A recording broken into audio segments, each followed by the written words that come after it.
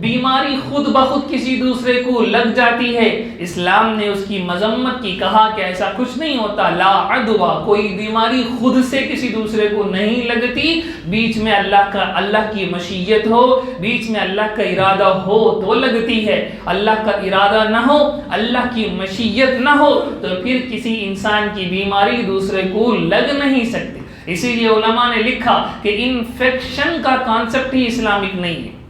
کیوں؟ انفیکشن کے اندر یہی کہا جاتا ہے کہ یہ بندہ کسی دوسرے بندے سے یا یہ انسان کسی دوسرے جانور کے اندر جو جراثیم تھے اس سے انفیکٹ ہو گیا ہے تو اسے انفیکشن ہوا ہے۔ اسلام کے اندر جو توحید کی تعلیم ہے وہ اس کے بالکل اگینسٹ ہے کہ لا عدوہ، کوئی بیماری کسی دوسرے کو از خود سے لگ نہیں سکتی، ہاں اللہ کا ارادہ ہو، اللہ کی مشیت ہو، اللہ چاہے تو پھر دوسرا آدمی بیمار ہو سکتا ہے۔ تو ہم دیکھتے ہیں کہ کئی لوگ بیماروں کے ساتھ سنگت رہتے ہیں، انہیں کچھ نہیں ہوتا، لیکن کئی لوگ بیماروں سے دور دور رہتے ہیں لیکن تب بھی انہیں بیماری ہو جاتی ہے، تب بھی انہیں بیماری کے اثر ان کو پہنچ جاتا ہے۔ تو کون پہنچا ہے، کون پہنچایا ہے؟ یہ وہ اللہ پہنچایا، اللہ کی مشیت اور اللہ کا ارادہ تھا تو وہ بیماری دوسرے کو پہنچی، اللہ کا ارادہ اور اللہ کی مشیت نہ ہو تو پھر کوئی بیماری کسی دوسرے انسان کو نہیں لگ سکتی۔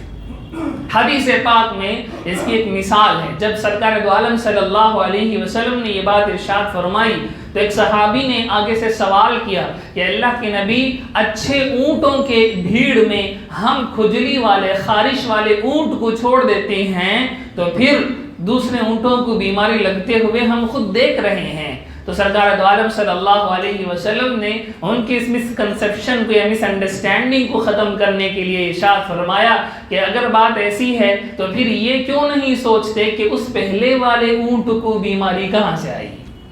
جس اونٹ کو تم نے اچھے اونٹوں کے بیچ میں چھوڑنے کی وجہ سے اچھے اونٹوں میں کھجلی کی خارش کی بیماری لگتی ہوئی تم فیل کر رہے ہو، تو کوسچن تو یہ اٹھتا ہے کہ پہلے والے اونٹ کو بیماری کہاں سے لگی، وہ کیسے انفیکٹ ہو گیا، اسے کیسے بیماری پہنچ گئی؟ تو اللہ کے نبی پاک صلی اللہ علیہ وسلم نے سمجھا کہ توحید کے یہ خلاف ہے کہ اللہ کی مشیت اور اللہ کے ارادے کے بغیر کوئی بیماری کسی دوسرے بیماری کو ٹرانسفر ہو جائے۔